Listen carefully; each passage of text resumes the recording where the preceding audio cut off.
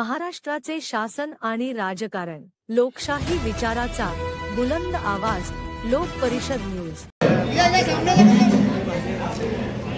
क्षेत्र में कार्यरत उल्लेखनीय कार्य करने वाले, समाज सेवा करने वाले ऐसे तमाम हस्तियों का मान सम्मान किया गया है और आप सब आए इस प्रोग्राम की आपने शान बढ़ाई। मैं आपका हमारे भ्रष्टाचार विरोधी समिति की ओर से, साबिर भाई की ओर से, हमारे पूरे टीम की ओर से आप सभी का धन्यवाद व्यक्त करते हुए यहाँ पर राष्ट्रगीत होगा। राष्ट्रीय भ्रष्टाचार समितीकडून महाराष्ट्रभरातून लोक आले, त्यांना पुरस्कार वाटपाचा कार्यक्रम झाला, तर काय सांगाल?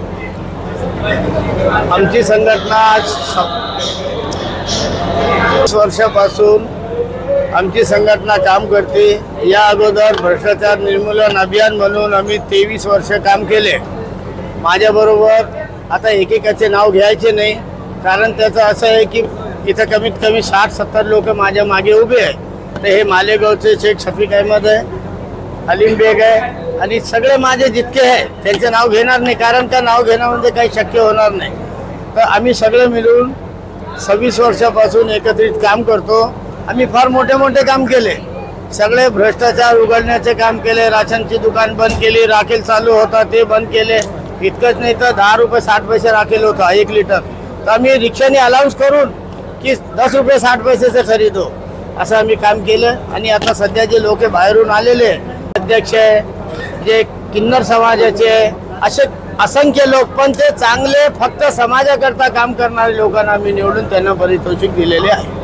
आज किती जणांना पुरस्कार देणार? आज 100 लोकांना पुरस्कार दिलेले आहे आणि कोणाकडूनही एक पैसा घेतलेला नाही। ते आमची कमिटीकडून आम्ही स्वतः जमा करतो, ज्याची जशी ऐपत असते।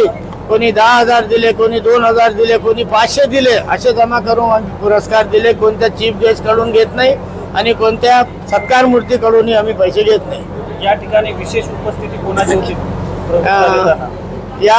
या ठिकाणी आमचे 3 कार्यक्रमाचे 3, एक अध्यक्ष, 2 प्रमुख पाहुणे होते।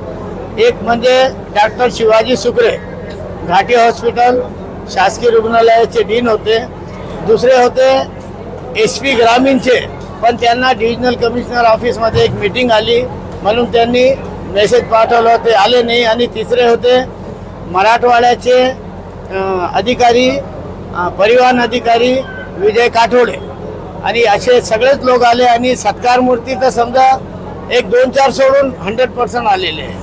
मान्यवरांच्या कार्याची दखल आपण आपल्या संघटनेच्या माध्यमातून घेतली, त्यांना विविध पुरस्कार दिले, तर याविषयी तुम्ही समाज बांधवांना काय आवाहन करणार? बाबा, समाज बांधवांना आणि पत्रकारांना पण माझं आव्हान आहे की तुम्ही पण असे काय, ते असं नाही की समाजकार्य म्हणजे नालीचं काम चालू आहे, फोटो घेतली, ते समाजकार्य नाही आहे।